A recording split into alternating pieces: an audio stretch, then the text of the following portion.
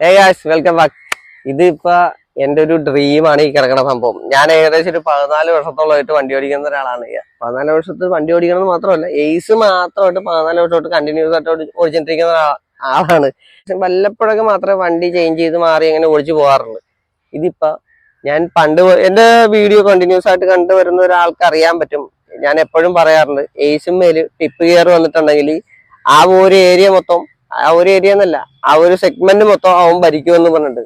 പക്ഷെ എൻ്റെ ഒരു എന്താ പറയാ, എൻ്റെ ഒരു പ്രതീക്ഷകളൊക്കെ തെറ്റിച്ച് നമ്മുടെ ഇൻട്രോ ഇറങ്ങിയത് കൊണ്ടോ ദോസ്ത് ഇറങ്ങിയത് കൊണ്ടോ എന്നാണ് എനിക്ക് തോന്നുന്നത്. പക്ഷെ ഇവന് അതിന് വേണ്ട ഹൈപ്പ് ഇവന് കിട്ടിയില്ല.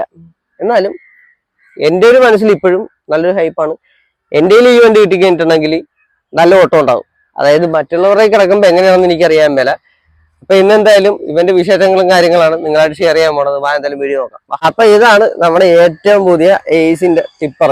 എയ്സ് ഗോൾഡ് ആണ് ഇത്. പഴയ ഒരു ഈ ഫേസ് ലിഫ്റ്റ് കാണുമ്പോൾ തന്നെ അറിയാം, ഒട്ടുമിക്ക ആളുകൾക്കും എയ്സ് ഓടിച്ചിട്ടുള്ളവർക്ക് മൊത്തം അറിയാം. ഇത് ഗോൾഡിന് പകരം ഇവിടെ HT ആയിരുന്നു, എയ്സ് HT എന്നായിരുന്നു പറഞ്ഞേക്കുന്നത്. ഇപ്പൊ എയ്സ് ഗോൾഡ് എന്നായിട്ടുണ്ട്. പക്ഷെ ഈ വണ്ടി കുറച്ചുകൂടി എന്താ പറയാ, ഇമ്പ്രൂവ് ആയിട്ടുണ്ട്. നമ്മുടെ പഴയ ഗോൾഡിനകത്തില്ലാത്തൊരു കാര്യം ഞാൻ അതിനകത്ത് കാണിച്ചിട്ടെ.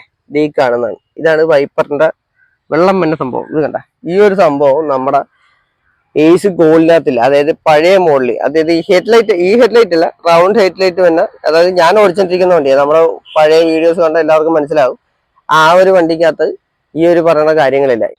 ഈ ഒരു ചതുരത്തിലെ ഹെഡ്ലൈറ്റ് യൂണിറ്റ്, പിന്നെ ഇവിടെ റിയർ ഡാം കാര്യങ്ങൾ കാണാം, ടാറ്റയുടെ എംബ്ലം, പിന്നെ വേറൊന്നും പറയാനില്ല. താഴത്തും റിയർ ഡാം യൂണിറ്റ് കാര്യങ്ങളൊക്കെ കാണാം. പ്ലാസ്റ്റിക് ആണ്. ഇവിടെയായിട്ട് നമുക്കൊരു ഫോഗ്ലാം യൂണിറ്റ് കാര്യങ്ങളൊക്കെ ഉണ്ട്. പിന്നെ ഒന്നും പറയാനായിട്ടില്ല. പിന്നെ നമുക്ക് ഇനി സൈഡിലേക്ക് വരാം. നമ്മുടെ ഗ്ലാസ് ഏരിയയൊക്കെ പണ്ടത്തെ ആ ഒരു രീതിയിൽ തന്നെയാണ് ഗ്ലാസിന്റെ ആ ഒരു യൂണിറ്റ് കാര്യങ്ങളൊക്കെ നടക്കുന്നത്. ഈ വണ്ടി എടുത്തിട്ട് അത്യാവശ്യം കുറേ നാളായി കേട്ടോ. അതിന്റെ ഒരു ചെറിയൊരു അപാകത കാര്യങ്ങളൊക്കെ ഇതിനകത്തുണ്ട്. 25 ലക്ഷം വണ്ടികളോളം വിറ്റഴിക്കപ്പെട്ടിട്ടുണ്ട്. അതായത് ടാറ്റയുടെ എയ്സ് മാത്രം 25 ലക്ഷത്തോളം വിറ്റഴിക്കപ്പെട്ടിട്ടുണ്ട്. ഇനി ഇതാണ് നമ്മുടെ ടിപ്പ് ഏരിയ കാര്യങ്ങളൊക്കെ. നമുക്ക് കുറച്ച് താമസിച്ച് പോയി വണ്ടിയുടെ വീഡിയോ എടുക്കാനായിട്ട് വരാം.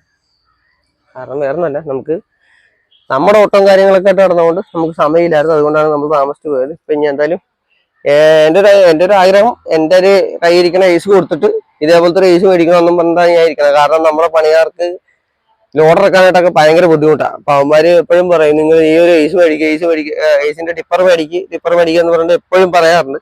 അപ്പൊ നമുക്കൊരു എയ്സിന്റെ ടിപ്പർ മേടിക്കണമെന്ന് ആഗ്രഹമുണ്ട്.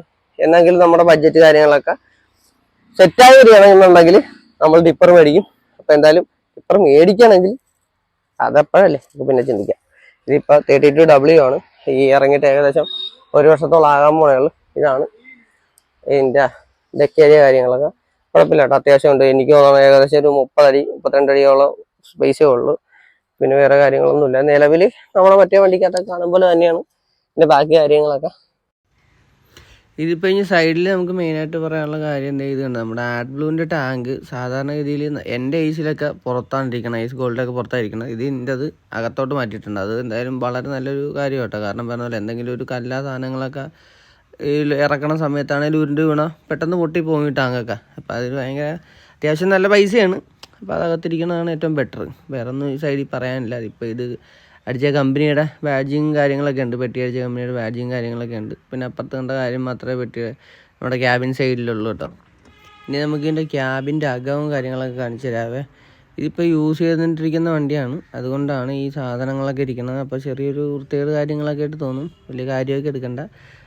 ഇനി എന്തായാലും നമുക്ക് കാര്യത്തിലേക്ക് വരാം. ഇതിൻ്റെ സീറ്റ് കാര്യങ്ങളൊക്കെ അത്യാവശ്യം നല്ലതാണ് കേട്ടോ. നമുക്ക് ഹെഡ് റെസ്റ്റ് കാര്യങ്ങളൊക്കെ വരുന്നതുകൊണ്ട് അത്യാവശ്യം നല്ലോണം ഇരിക്കാം. ഇതാണ് നമ്മുടെ അപ്പ് ആൻഡ് ഡൗൺ ചെയ്യണത്. നമ്മുടെ ജാക്കി പൊക്കി എന്താത്തിനും ചെയ്യണ സംഭവം. താക്കോലില്ല, താക്കോൽ എൻ്റെ ഓണർ കൊണ്ടുപോയി, അതുകൊണ്ട് നമുക്ക് പൊക്കി ചെയ്യുമ്പോൾ താത്തിയൊന്നും കാണിക്കാൻ പറ്റില്ല. അത്യാവശ്യം നല്ല സ്റ്റിയറിംഗ് ആണ്. നമ്മുടെ ഇൻട്രയുടെ ആ ഒരു ടൈപ്പ് സ്റ്റിയറിങ് കാര്യങ്ങളൊക്കെയാണ് വന്നേക്കുന്നത്. ചെറിയ സ്റ്റോറേജ് കാര്യങ്ങളൊക്കെ ഉണ്ട്. പിന്നെ 5 സ്പീഡാണ് നമ്മുടെ ഗിയർ വരുന്നത്. നമ്മുടെ എൻ്റെ വണ്ടിക്കൊക്കെ 4 സ്പീഡേ ഉള്ളൂ. സാധാരണ ഗതിയിലുള്ള ഹാൻഡ് ബ്രേക്ക് പോലെ തന്നെ അവിടെ തന്നെ ഹാൻഡ് ബ്രേക്ക് കാര്യങ്ങളൊക്കെ ഉണ്ട്. ഇതിനകത്ത് ഡെഫിൻ്റെതും പിന്നെ ഒരു പവർ മോഡെന്ന് പറഞ്ഞൊരു മോഡും കൂടി വന്നിട്ടുണ്ട്. വണ്ടി വലിക്കാതെ വരാൻ നേരത്ത് അതിട്ട് കഴിഞ്ഞാൽ വലിക്കുമെന്നൊക്കെയാണ് പറയണത്. പിന്നെ ലൈറ്റ് കാര്യങ്ങളൊക്കെ ഉണ്ട്. വേറൊന്നും വലിയ കാര്യത്തിൽ പറയാനില്ല. നമ്മുടെ വണ്ടിക്കകത്ത് കാണും പോലെ മറ്റേ ബാക്കിൽ കുപ്പി വെക്കാനുള്ള സെറ്റപ്പൊന്നും ഇല്ല കേട്ടോ. അവരുടെ ചെറിയൊരു വല മാത്രമേ കൊടുത്തിട്ടുള്ളൂ. അതാണ് ഇതിനകത്തൊരു പോരായ്മയായിട്ട് തോന്നിയത്. അപ്പം നിങ്ങൾക്ക് എന്തായാലും ഏസിൻ്റെ ടിപ്പർ ഇഷ്ടപ്പെട്ടിട്ടുണ്ടെങ്കിൽ കമൻറ്റ് ബോക്സിൽ എഴുതി അറിയിച്ചേക്കും. മറ്റൊരു വീഡിയോ ആയിട്ടും കാണാം. ബൈ.